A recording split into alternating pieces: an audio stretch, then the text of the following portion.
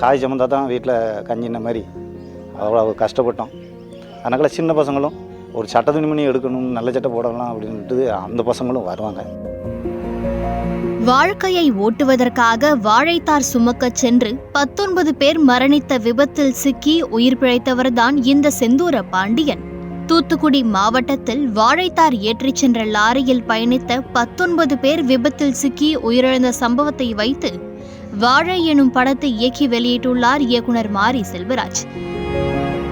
சிறு வயதில் தான் வாழைத்தார் சுமந்த வலிகள், அப்பகுதியினர் பட்ட பாடு, விபத்தில் சிக்கி தனது அக்கா உயிரிழந்தது என நெஞ்சை பிழையும் நிஜ சம்பவத்தை வைத்து படத்தை கொடுத்துள்ளார் மாரி செல்வராஜ்.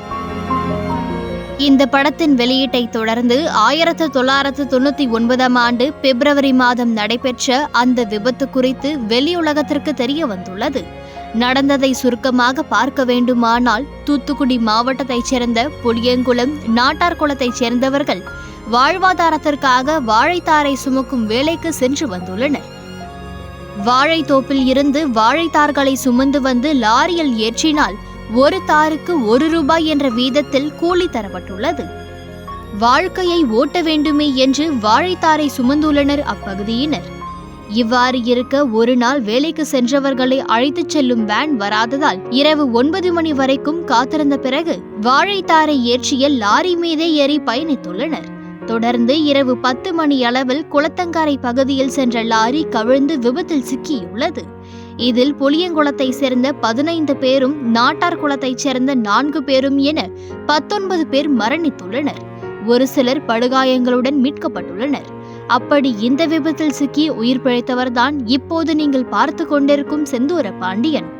20 வயசு இருக்கும்போது நான் காய் சமக்க போனேன். அப்படி காய் சமக்க போகிற இடத்துல அன்னைக்கு லாரி வரல. 5:30 மணிக்கு தான் லோடு முடிஞ்சது. சின்ன பிள்ளைகள் எல்லாம் வந்திருக்கு. எல்லா பையலும் கூப்பிட்டுக்கிட்டு நாங்கள் அந்த அங்கேருந்து வர்றதுக்கு எங்களுக்கு வேனு இல்லை. அப்போ எல்லாருமே மொத்தமாக லாரி பாய் போடுதாங்களா, லாரியில் ஏறி போயிடுவோம் அப்படின்ட்டு லாரிக்கு தான் எல்லோரும் ஏறணும். ஏறி வந்துக்கிட்டு இருக்கும்போது பேட்மான் வருது, கொஞ்சம் கீழ் போகிறோம், வண்டியை கொண்டு சைடில் கொண்டு விட்டாப்புல டிரைவர்.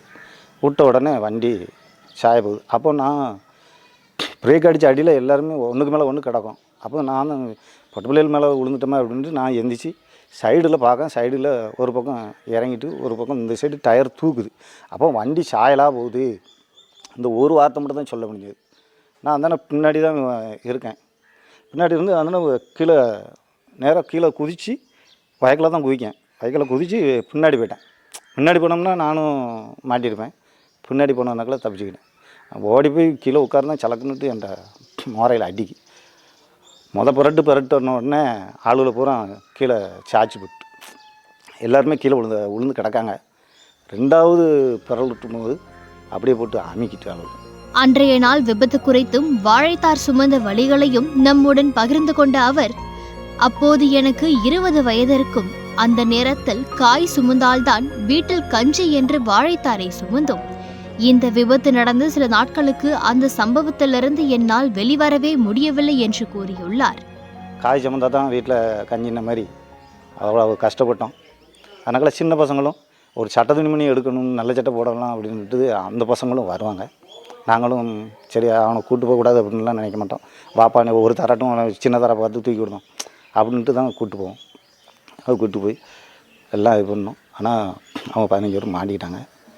உயரத்துலேருந்து கீழே விழுந்தோன்னே எனக்கு 2 காலும் கொஞ்சம் இதாகிட்டு. கரெக்டாக 20 நாள் இருக்கும். 20 நாள் ஒரு பக்கம் போல் ஃபுல்லாமே அந்த நினப்பு தான். அந்த நினப்புலேயே தன்னால் அப்படியே உட்காந்துக்கிட்டு இருப்பேன், தனியாக உட்காந்துக்கிட்டு இருப்பேன். அந்த கண்ணீர் வந்துக்கிட்டே இருக்கும். அதை நினச்சி அப்படியே அழுதுகிட்டே இருக்கும். இந்த விபத்தில் உயிரிழந்தவர்களில் புளியங்குளத்தைச் சேர்ந்த 15 பேரின் கல்லறைகள் திருநெல்வேலி டு திருச்செந்தூர் சாலையின் மூலம் அமைக்கப்பட்டுள்ளது. வாழை படத்தின் வெளியீட்டை தொடர்ந்து அப்பகுதி வழியாக செல்பவர்கள் கல்லறைகளுக்கு மாலை அணிவித்து மரியாதை செலுத்தி செல்கின்றனர். இதில் குறிப்பாக விபத்தில் சிக்கியும் 3 உயிர்களை காத்துவிட்டு தன் உயிரை விட்ட லக்ஷ்மணன் எனும் சிறுவனின் கல்லறை பலரது கவனத்தையும் ஈர்த்துள்ளது. வீழ்ந்தது நானாக இருந்தாலும் வாழ்வது எனது சமுதாயமாக இருக்கட்டும் என்று அந்த கல்லறையில் பொறிக்கப்பட்டுள்ளது. லட்சுமணங்கிற பையன் அவன் அந்த ஊக்கு மாட்டிக்கிட்டு, ஆனால் அவன் பக்கத்தில் கிடந்த ஒரு பிள்ளை கொஞ்சம் வெளியே கிடக்க, ஆனால் டயர் பக்கத்தில் கிடக்குனோடனே அவளும் எம்மா அப்பாங்க இந்த பையன்தான் அவளை கொஞ்சம் சவுதினோடனே கொஞ்சம் முன்ன தள்ளி விடுவான். அப்போ அவள் உடம்பு வந்து வெளியே வந்துட்டு கால் இடுப்புக்கு உள்ளே மட்டும் மாட்டிக்கிட்டு கிடக்கு. இடுப்புக்கு கீழே மாட்டினோடனே அவளை மட்டும்தான் நான் காப்பாற்ற முடிஞ்சு. மீதி 15 பேர் உள்ளே மாட்டிக்கினாங்க. 16 பேரில் அவளை மட்டும்தான் லதாவில் மட்டும்தான் காப்பாற்ற முடிஞ்சுது. அதனால் நாங்கள் ஊருக்கு வேற சொல்லணும் அப்படின்ட்டு நாங்கள் சுற்றி முற்றி எல்லோரும் பார்ப்போம். ஆனால் உள்ளே கிடக்கு ஆள் கிடக்குன்னா வெளியே தெரியுதுன்னா இடுப்புக்கு கீழே தான் வெளியே கிடக்கு. உடம்பு உள்ளே மாட்டிக்கிட்டு காலை பிடிச்சி இழுக்கோம். எல்லோரும் நாங்கள் தப்பிச்சோம் பூரா வந்து காலை பிடிச்சி இழுக்கோம். நான் பட்டுன்னு அடிக்கி அவ்வளோதான்.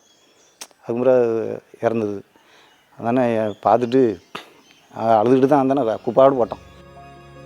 சிறுவன் உயிரிழந்த போதிலும் அவரது வீரச்செயலை பாராட்டி கொடுக்கப்பட்ட அண்ணா விருதை அவரது பெற்றோர்கள் பெற்றுக்கொண்டது குறிப்பிடத்தக்கது.